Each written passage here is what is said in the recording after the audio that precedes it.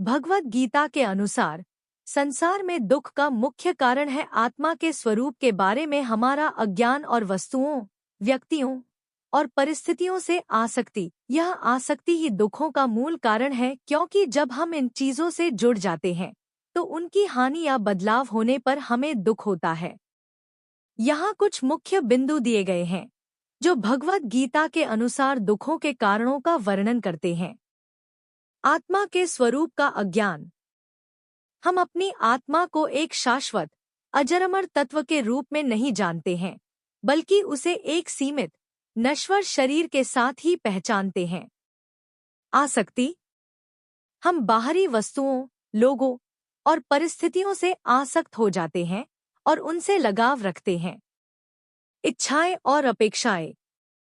हम अपनी इच्छाओं और अपेक्षाओं को पूरा करने के लिए संघर्ष करते हैं और जब वे पूरी नहीं होती हैं तो हम दुखी हो जाते हैं। कर्म और परिणाम। हमारे कर्मों के परिणाम भी दुखों का एक कारण हो सकते हैं, खासकर यदि वे हमें जीवन के चक्र में बांधते हैं। अज्ञान और अहंकार।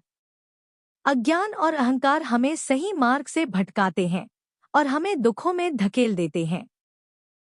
भगवद गीता हमें इन दुखों से छुटकारा पाने का मार्ग भी दिखाती है, जैसे कि आत्मा के स्वरूप को जानना।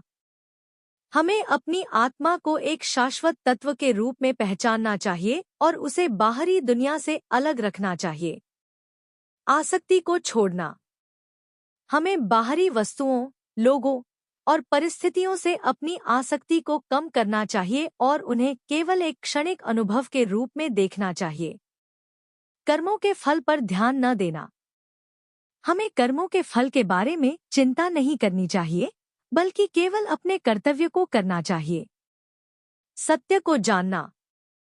हमें सत्य को जानने और समझने की कोशिश करनी चाहिए और अज्ञान और अहंकार से दूर रहना चाहिए।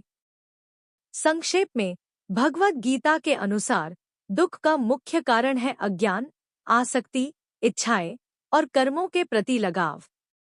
इन कारणों को दूर करके हम दुखों से छुटकारा पा सकते हैं।